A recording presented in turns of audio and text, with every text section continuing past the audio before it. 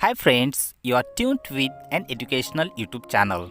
Today, we are about to learn a beautiful, motivational and easy poem titled Don't Give Up. कुछ प्राप्त करने के लिए कभी-कभी हम बहुत मेहनत करते हैं, लेकिन सफल न होने पर हम अपने प्रयास छोड़ देते हैं। इस वक्त हमें एक बात का ध्यान रखना बहुत जरूरी है कि असफलता ही सफलता की पहली सीढ़ी है। अपनी मंजिल पाने के लिए प्रयास करके मेहनत करके जब आप थक जाएंगे फिर भी आपको मंजिल नहीं मिलेगी तो उस वक्त ध्यान में रखना कि आपको और थोड़े प्रयास की ज़रूरत है और थोड़े मेहनत की आवश्यकता है।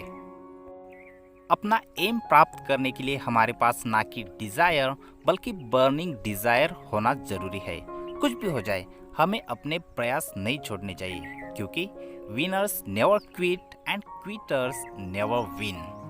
यही संदेश है डोंट गिव अप कविता का।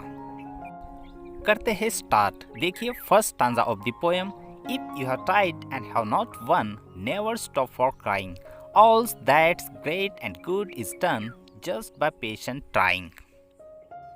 कुछ प्राप्त करने के लिए अगर आपने बहुत प्रयास की है, बहुत मेहनत की है, लेकिन फिर भी नहीं जीत पाए तो रोते हुए या असफल बन के जीने के लिए मत रुक जाइए, क्योंकि दुनिया में जो महान या अच्छा है वो पेशेंस या सब्र रखने से ही हमें मिल सकता है। याद रखिए, छोटी छोटी बातें हमें अच्छी तरह से करनी है, क्योंकि छोटी छोटी बातें अच्छी तरह से करने से ही हमें परिपूर्णता आती है, और परिपूर्णता ये कोई छोटी बात नहीं। इसलिए जो सर्वोत्तम या सबसे अच्छा है वो हासिल करने के लिए हमारे पास सब्र होना बहुत जरूरी है। पहली बार हम असफल हुए, कोई बात नहीं, दोबारा प्रयास करो, और असफल हुए, कोई बात नहीं, और प्रयास करो। प्रयास करते रहो जब तक कि तुम सफल नहीं हो जाते। Second stanza of the poem. Though young birds in flying fall, still their wings go stronger, and the next time they can keep up a little longer. पंछियों के छोटे छोटे बच्चे यानी चिकन्स उड़ने की कोशिश करते हैं, लेकिन पंखों में जान न होने के कारण, पंखों में शक्ति न होने के कारण गिर जाते हैं। फिर भी उड़ना नहीं छोड़ते। उड़कर गिरना, संभलना, खड़े होकर और उड़ने की कोशिश करना, इससे ही उनके पंखों को मजबूती मिलती है। और जब वे गिरकर उड़ते हैं ना, तो पहले से उनकी उड़ान ज़्यादा ऊंची और लंबी होती है। पंछियों के बच्चे उड़कर जब गिरते होंगे तो उन्हें चोट भी आती होगी, दर्द भी होता होगा, फिर भी वे उड़ना नहीं छोड़ते। और अगर उड़ना छोड़ देते तो रिजल्ट भी क्लियर होता, वे जिंदगी में कभी उड़ ही नहीं पाते।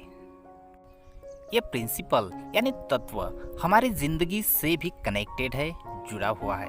हमारा एम पाने के लिए जब हम प्रयास करते हैं और असफल हो जाते हैं, हमने पहले किए हुए प्रयास व्यर्थ नहीं जाते। उससे हम और भी स्ट्रांग बन जाते हैं और पहले से बेहतर कुछ कर पाते हैं। Third stanza of the poem.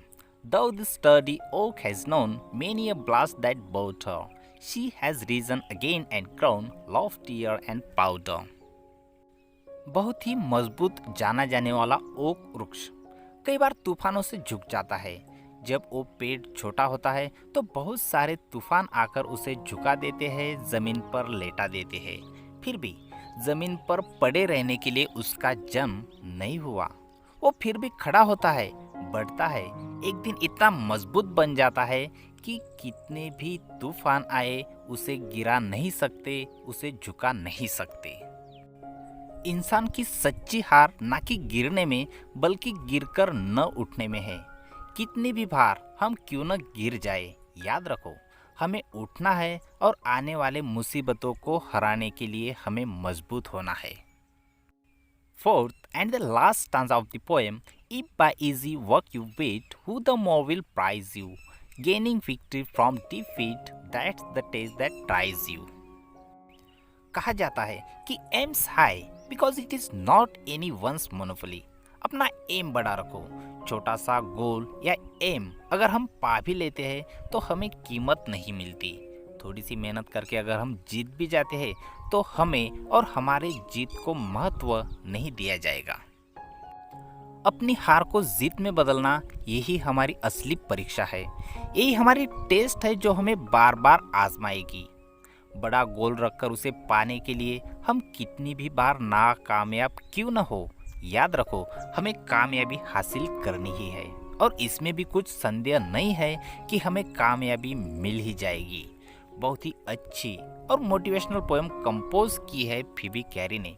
उम्मीद है कि आप सबको पोएम अच्छी तरह से समझ में आई होगी।